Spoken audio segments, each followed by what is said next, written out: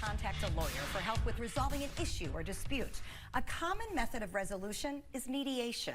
In today's Injuries Are Personal with Carl Reynolds Law, attorney Carl Reynolds is here to explain how mediation actually works and its positives and negatives. Good to see you. Good to see you, Stephanie. I think we should talk about how this came up. I often ask Carl what he's come across in his business in the last few weeks and if there's anything of interest. And you said, no, I've just been mediating. And I said, well, that's interesting.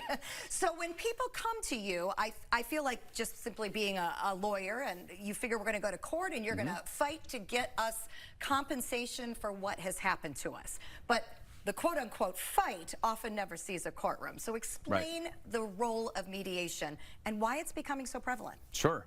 And I would say generally over most personal injury claims, 95% never see the courtroom, frankly. Our firm, maybe that percentage might be a little bit less because we're willing to fight for our clients and get all the way to a jury verdict. But when you file suit, 80% of the time, it's going to be settled somewhere during the process, and more often than not, that's at mediation, because once you file a lawsuit, just because you file a lawsuit doesn't mean you're going to court. And I try to explain that to my clients, because there's opportunities to reach out to the other side and try to work out a resolution.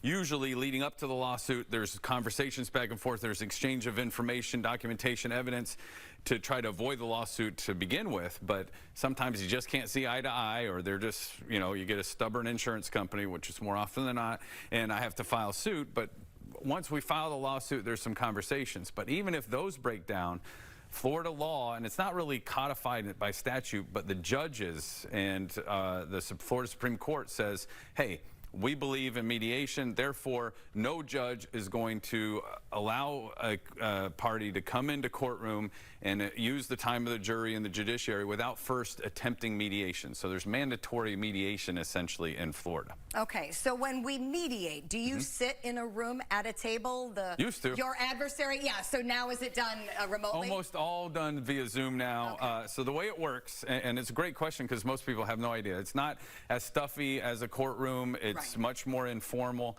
The mediator is typically a seasoned attorney who's kind of transitioned their practice to just mediations, or a retired judge.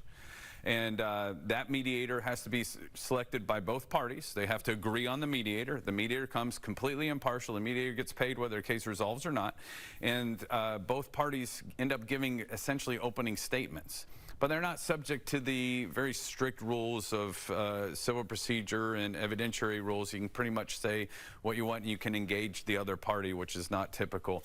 And once both sides give their opening statements, they separate into basically virtual meeting rooms that are separate from each other, me and my client and the defense, and the mediator pops in between. It used to be we'd all start in one conference room and then would separate into individual meeting rooms, and the mediator would wear out the carpet in between the two. Interesting. But now he just pops in, or she pops in and out virtually. Okay, so I would assume the positive is you're certainly saving hopefully some money and definitely some jury time by not heading into an official courtroom. What are the other positives? Sure. And it's also taking out the risk of the unknown. We don't know. If I try your case in front of 10 different juries, I'm going to get 10 different verdicts. So I don't know which jury is going to show up that day, you know, and they might have a bad day, and it might not have anything to do with the case or even me or my client, but, you know, so there's a risk. There's a risk for both sides. So, you know, we just had the World Series. The way I look at it is, you know, you're not going to get a home run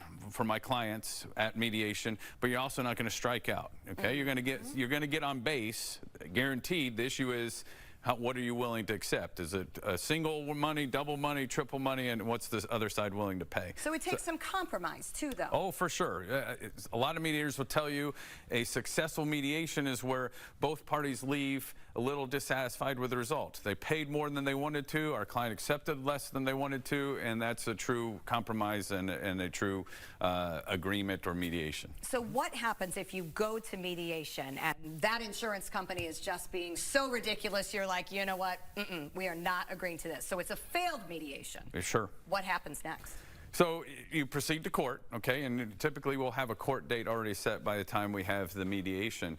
But there's still opportunities to discuss it afterwards. Sometimes we'll leave an offer on the table for, 5 days, for example. Sometimes there's very good mediators in our area. They'll stay engaged and say, hey, let me continue the conversation, see if we can work something out. Because you do have that unpredictability of what's going to happen in a courtroom and which side that, because there's always two sides to every story, which side a jury's going to agree with and side with. So mediation's effective. It helps lessen the stress. My clients can just sit back, relax, and enjoy the show, so to speak. They're not being interrogated. They don't have to get on the stand and testify when I'm doing mediation.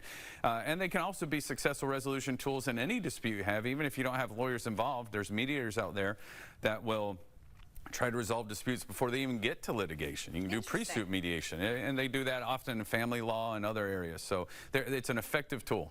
All right, good to know. And less expensive than litigation, well, for sure. And I'm sure that's one of the main advantages Correct. as well. We see the courtrooms on TV, but I suspected it wasn't necessarily all like that in the real world. For any of your legal questions, you can find Carl and his team by going to injuriesarepersonal.com. We'll be